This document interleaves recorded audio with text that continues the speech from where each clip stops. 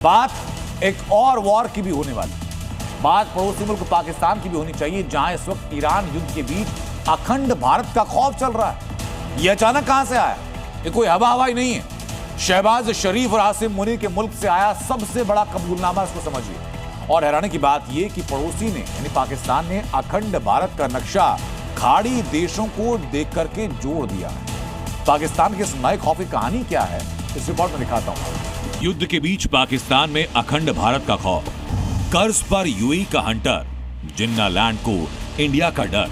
जहां तक जमीन की बात है तो बॉर्डर्स तो बदल सकते हैं, क्या पता कल को सिंध भारत में फिर से वापस आए। दुनिया समझती है कि पाकिस्तान गरीब है, कंगाल है, भिखारी है, लेकिन कहानी यहाँ तक नहीं। पाकिस्तान एहसान फरामोश है, पाकिस्तान गद्दार है और अपनी इसी फितरत के चलते खाड़ी युद्ध के बीच पाकिस्तान चौतरफा घिर चुका है।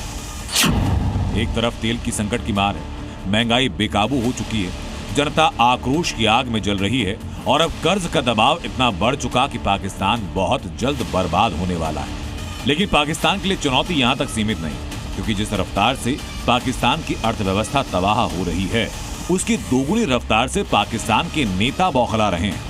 हालत ये कि जिस यूएई ने मुश्किल वक्त में पाकिस्तान को कर्ज दिया, उसके संभलने में मदद की, अंतर्राष्ट्रीय मंचों पर कई बार उसकी इज्जत बचाई, उसी यूएई ने कर्ज वापस मांगा तो पाकिस्तान के सांसद यूएई को नसीहत देने लगे। ये शख्स हैं शहबाज शरीफ की पार्टी के सांसद, मंत्री रह चुके हैं। यूएई से लिया हुआ पैसा वापस ना लौटाना पड़े, इसके लिए अखंड भारत का डर दिखा रहे हैं। इन्हें अपनी 25 करोड़ पाकिस्तानी जनता की तड़प नहीं दिखती, बल्कि यूएई को बेचारा बता रहे हैं। ये बयान बताने के लिए काफी है कि पाकिस्तानी नेताओं की फितरत क्या है, लेकिन इस डर का असली सच आपको बताते हैं। दरअसल पाकिस्तान इस वक्त भयानक मुसीबत में है।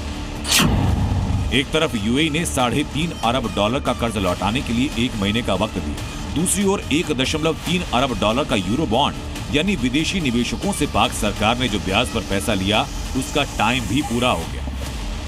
और टाइमिंग ऐसी कि खाड़ी से लेकर चीन तक पाकिस्तान के दूसरे मददगार खुद युद्ध का दबाव महसूस कर रहे हैं।